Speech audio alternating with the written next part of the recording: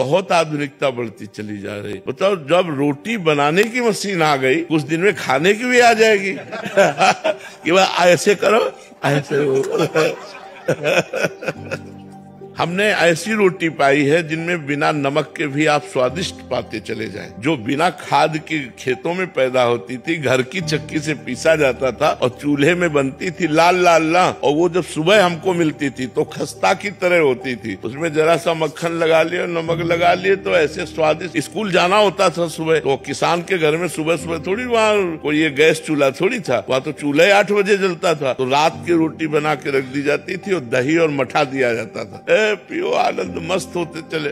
अब यहाँ कहाँ मठा मिल रहा है, पैकेट वाला मिल रहा है, पता नहीं कै दिल का, कब का, कहाँ का, कैसे बना हुआ मठा हुआ है। तो ये चीजें अब सब दूर होती जा रही है, आधुनिकता बढ़ती चली जा रही है तो भयावह है, तो बड़ा विचारशील, पर अब करोगे क्या। आधुनिकता बढ़ती चली जा रही है, जितनी मशीनें बन रही हैं, ये जरूर आज आपको सुविधाजनक दिखाई दे रही है, लेकिन कल हमारे समाज के लिए हानिकारक होगी। कौन 2 किलोमीटर पैदल चलना चाहेगा। अब कैसे बतावे, बड़ी आधुनिकता फैलती चली जा रही है। नौजवान आदमी है, 10 मिनट इंतजार कर रहे हो, 10 मिनट में पहुंच जाएंगे। कितना देर लगती है 2 किलोमीटर 1.5 किलोमीटर चलना। लेकिन आज का आदमी 2 किलोमीटर 1.5 किलोमीटर चलना नहीं चाहेगा, वो 100 रुपया देकर ऑटो से वहां पहुंचना चाहेगा। तो धीरे धीरे समय तो बच्चा बदलता जा रहा है और ये भयावह है,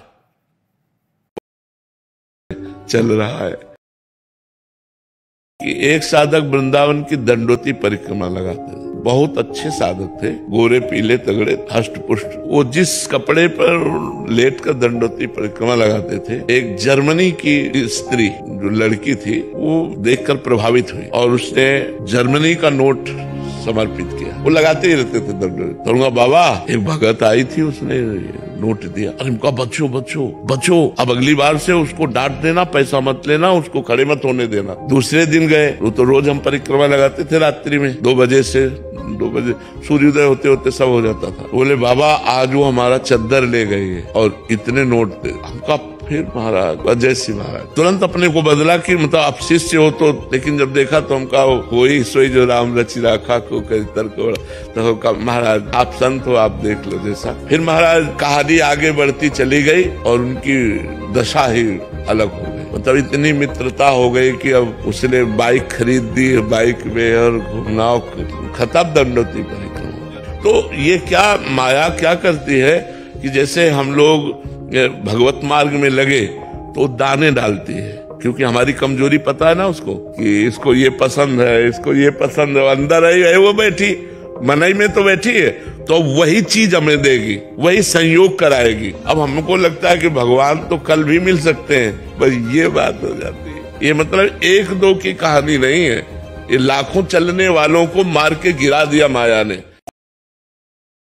साधु महात्मा को आटा चावल दाल या कुछ भी भिक्षा देते हैं, तो अगर उसको बेच के अगर मदिरा पान करता हो तो गलत है। आप भी गलत फल के भागी बनेंगे। हमारे घर कोई प्रार्थना मतलब मांगने आए तो हमें प्रार्थना करनी चाहिए कि आप बैठकर रोटी दाल भर पेट चाय पा लीजिए, या आपकी इच्छा है तो 2 रोटी ले लीजिए, ऐसी प्रार्थना कर देनी चाहिए। अन्न है, रुपया है, बहुत देख समझ के देना चाहिए। अगर बोले तुम्हें श्राप लगेगा, अगर इतनी सामर्थ होती तो घर घर भटकते काहे को श्राप और वरदान देने की सामर्थ होती तो दरवाजों पे भटकना नहीं होता, समझते हो। काफी सारे ऐसे हैं कि वो पैसे मांगते हैं कि 500 रुपया दे दो हमें। घोर पाखंडी होते हैं जो ऐसा कहते हैं। ये वृंदावन में ये दर्शन हुए थे, किसी ने एकदम से हमसे शब्द बोला, मतलब कि अगर नहीं करोगे तो ये आपके साथ कष्ट होगा। और जीवन में उसी अगले साल हमारे नया पुत्र हुआ तो उससे बहुत पीड़ा हुई, तो हम लोग को लगा कि हम नहीं ऐसा कभी नहीं, वो संयोग है, वो बुरा प्रारब्ध आना ही था, उसके लिए महात्मा का कोई उसमें वाक्य नहीं है। आप निश्चित समझ लो, कोई ऐसा साप और वरदान देने वाला समर्थ महात्मा वो ये नहीं कह सकता कि अगर आप ये नहीं दोगे तो आपको ऐसा हो जाएगा, ऐसा कभी नहीं कह सकता। ऐसे भी महापुरुष भी होते हैं जो भिक्षावृत्ति से आते हैं, तो वो बहुत संतोषी होते हैं। अगर आप ना कह दीजिए तो अच्छा बेटा, वो चले जाएंगे, क्योंकि वो इतनी क्षमता प्राप्त कर चुके हैं। और जो ये कि हम तुम्हारा अहित हो जाएगा, तो ऐसा नहीं, ऐसे कोई